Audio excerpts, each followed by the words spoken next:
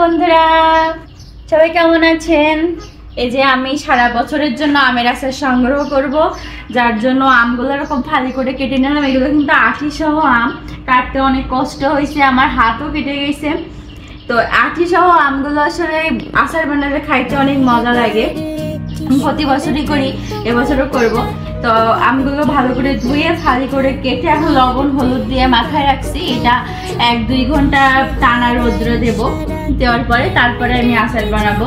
তো পুরো ভিডিওটা দেখতে থাকুন, অবশ্যই ভালো লাগবে।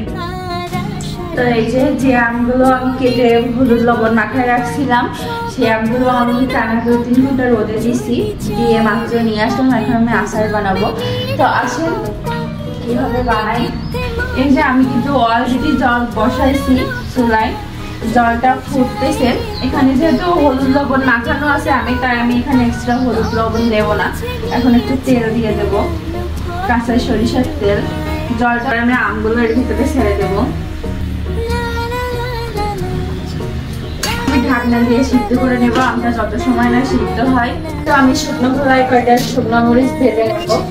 যে যেরকম ঝাল খেতে পছন্দ করে সে সেরকম ঝাল দিয়েই আচারটা বানাবেন। আমরা যেহেতু একটু টক ঝাল মিষ্টি আচার বানাবো, তার জন্য আমি বেশ কিছু শুকনো মরিচ দিয়ে দিলাম। এগুলো এখন সুন্দর করে শুকনো খোলায় ভেজে নেবো। এই যে শুকনো ঝালটা কিন্তু আমি লাল লাল করে ভেজে নিয়েছি, একদম মশমশা করে এবার ঢেলে নেবো। এবার আমি শুকনো খোলায় কিছু পাঁচফোড়ন ভেজে নেবো। পাঁচফোড়নটা এই যে মশমশা করে ভেজে নিলাম। এবার আমি কিছু গরম মশলাও ভেজে নেবো, এগুলো থেতো করে দেবো, তাহলে সেন্টটা আরো বেশি সুন্দর আসে। 2টা কাঠ দিলাম, 4টা এলাচ দিলাম, গোলমরিচ লবঙ্গ সবকিছুই দেবো। গরম মশলাটাও কিন্তু সুন্দর করে ভেজে নিয়েছি, উঠাই নেব। এবার দেখবো যে আমের কি অবস্থা। আমার আমটা কিন্তু প্রায় সিদ্ধ হয়ে গেছে, প্রায় বলতে একদমই সিদ্ধ হয়ে গেছে, যে গলে যাচ্ছে। এখন আমি এখানে সমস্ত মশলাগুলো সবকিছুই অ্যাড করব।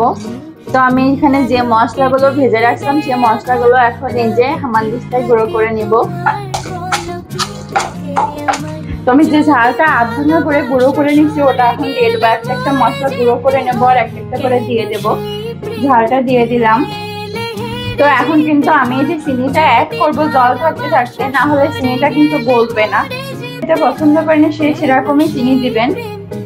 আমার বাবা কিন্তু এত বেশি টক ঝাল পছন্দ করে না, এই জন্য আমি একটু চিনিটা বেশিই দিলাম।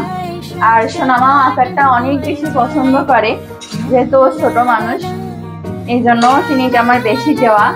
যে যেরকম টক ঝাল মিষ্টি খেতে পছন্দ করেন সে কিন্তু সেরকম পরিমাপ করে দিয়ে নেবেন। যে বাকি যে মশলাটা ছিল পাঁচফোড়ন আর গরম মশলা, এগুলো আমি একটু আধা করে গুঁড়ো করে নিব। মশলাটা আমার আধা করা হয়ে গেছে, এখন আমি দিয়ে দেব। এখন কিন্তু আচারটা আমার প্রায় শেষ। আমি এই যে চিনির যে এক্সট্রা জলটা বেরোচ্ছে এটা আমি এখন শুকাই নেব সুন্দর করে, না হলে এই জলটা থেকে গেলে কিন্তু আচারটা বেশি দিন ভালো থাকবে না, নষ্ট হয়ে যাবে।